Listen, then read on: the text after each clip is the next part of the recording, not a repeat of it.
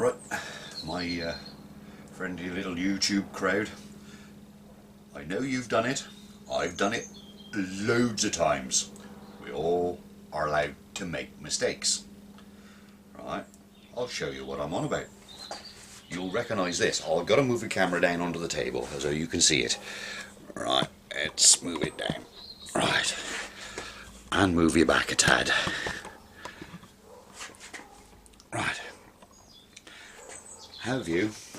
Now you're too far back. Let's bring the zoom in a tad. There you go. Right. This one. Right.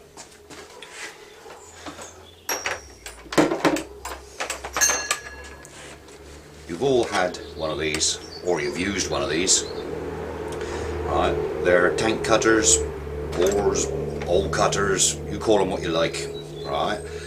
But I think that you've done this as well. You've grabbed hold of one that you think is the right one. You've put it onto your drill. Let's put it onto my drill. Whoops. Don't cross thread it like me. Right. And you've tightened it off. You've gone to your piece of wood and you drill a hole.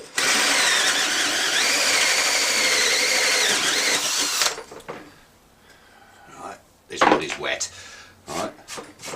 And then you think, oh no, it's the wrong size hole. If I can undo it again. Hang on. There you go.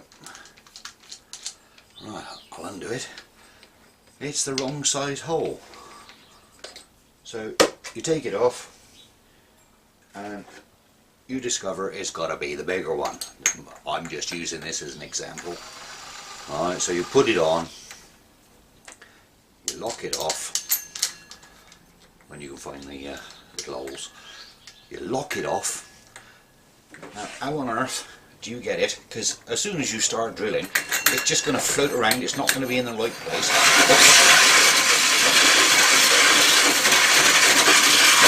And what have you done? You made a bloody big mess. Now here's the simple little answer.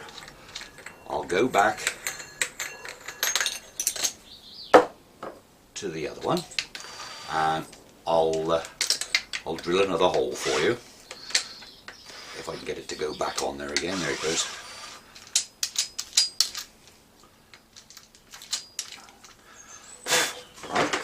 We'll drill another hole.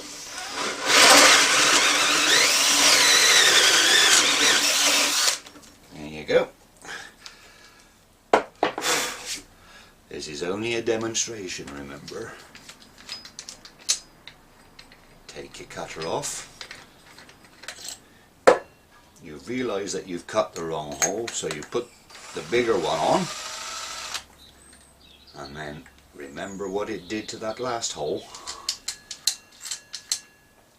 Skipped and skidded all around.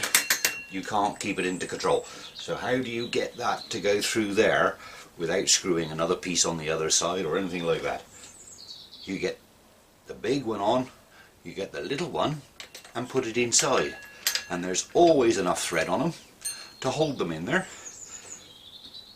and it guides itself in. There's no skipping or moving around. Let me just move you in closer and have a look. Ooh, other way. Oh, it's cut the hole perfect.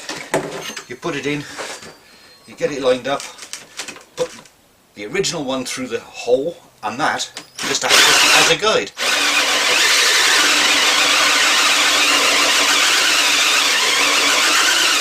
And if I didn't have a rickety table, it would look better. I reckon this battery is just about to go flat. But the advantage over it, you could take that centre one out. Once you've started the hole, you can take that centre one out. And that usually saves it locking itself up. Let's see if I can get him open, because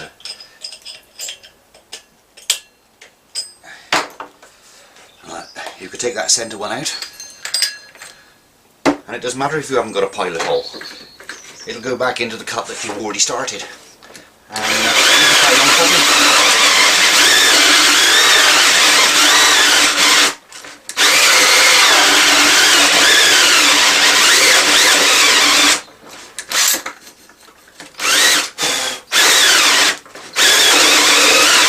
It's alright. Yeah, that's it. The battery's gone. The battery's gone flat now. But there, that's the demonstration. It just shows you that it doesn't matter what size hole you go bigger. You can go one size bigger or two sizes bigger.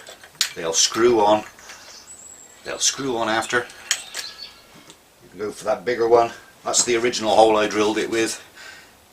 And they screw on in the middle and they make a double cone, and that will be your guide to go through the hole that you made a mistake on. There we go. That is my top tip of the day. Right, top tip number 2. Your hole needs to be elongated. What do? You get the jigsaw, because there's no way you can get that. Again, it'll just skip around, right? So you can't get another hole alongside it. Simple thing is, cut a hole in a scrap piece of wood, put it there and clamp it down. If you put it there, clamp it down. I'm trying to clamp it as though it's not on the edge of the table.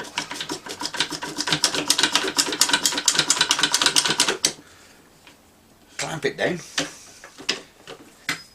and then you can run through it, through that hole. That'll keep it in line. It won't skip around. New battery, by the way.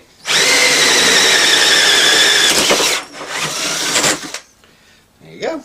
I'll leave that in there until... Right. Now you've got an elongated hole.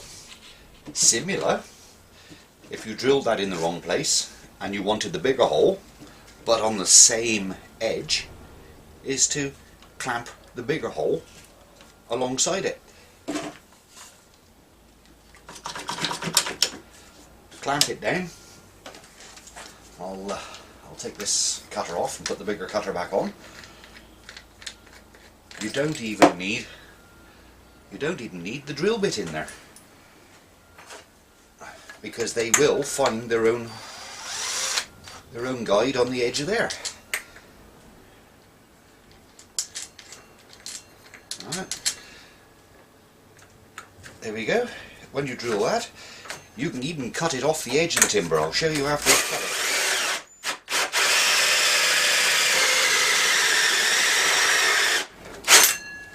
On the wrong side of that clamp.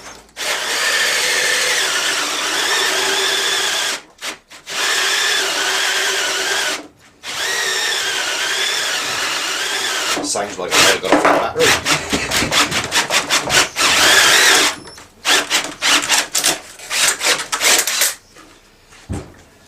There you go. And then when you undo it, get rid of the scrap piece. You've got the hole cut on the edge. If you would have tried to drill that without a guide, it would have gone all over the shop and made a mess of the piece of wood. All sorted. So that was tip number 3, wasn't it? Right. Thanks for watching. Next tip will be in a week's time, if I can think of one. Thank you. Cheers.